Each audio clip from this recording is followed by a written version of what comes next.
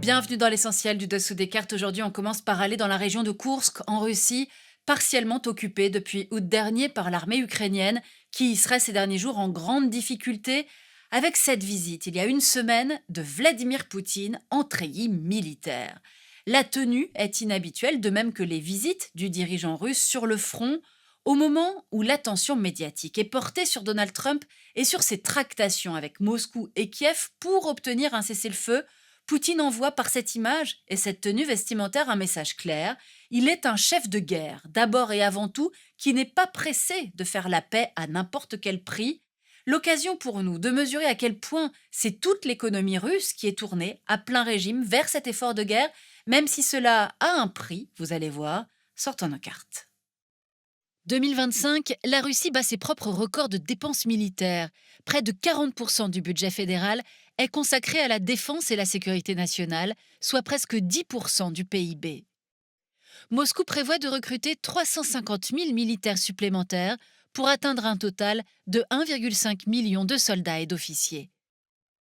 En parallèle, 15% de la population russe vit sous le seuil de pauvreté et le salaire moyen est de 75 000 roubles, environ 820 euros.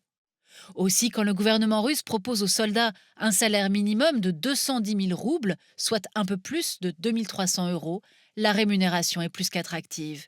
Mais elle a aussi un coût pour l'État russe, qui ne cesse d'augmenter les impôts pour les particuliers comme pour les entreprises. Alors regardons maintenant comment l'économie russe vit avec les sanctions. Les Européens ont arrêté d'acheter du charbon russe et ils ont drastiquement réduit leurs importations de pétrole russe. Si en août 2021, l'UE achetait 14,9 millions de tonnes de pétrole à la Russie, ce chiffre est tombé à 1,7 million 2 ans plus tard, en août 2023. Mais la Russie a réussi à trouver de nouveaux débouchés énergétiques. La Chine et l'Inde sont devenus les principaux clients de Moscou. En 2023, 58% des exportations du pétrole russe ont été dirigées vers les deux géants asiatiques.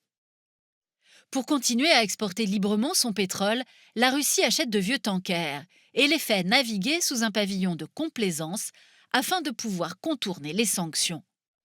Pas moins de 70% du pétrole russe exporté par voie maritime serait acheminé par ces embarcations clandestines.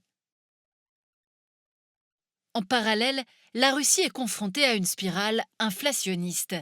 En 2024, la hausse des prix était officiellement de 10%. Et ce sont les classes moyennes et populaires qui en payent le prix fort. Ainsi, le prix du beurre a augmenté de 36%, celui des pommes de terre de 92%. L'économie russe est donc résiliente, on l'aura compris, mais cela a un coût pour la population, raison pour laquelle Poutine n'a rien contre le fait de profiter du retour de Trump pour sortir de son isolement, mais à ses conditions. Voilà l'essentiel du dessous des cartes, c'est fini pour aujourd'hui. À bientôt.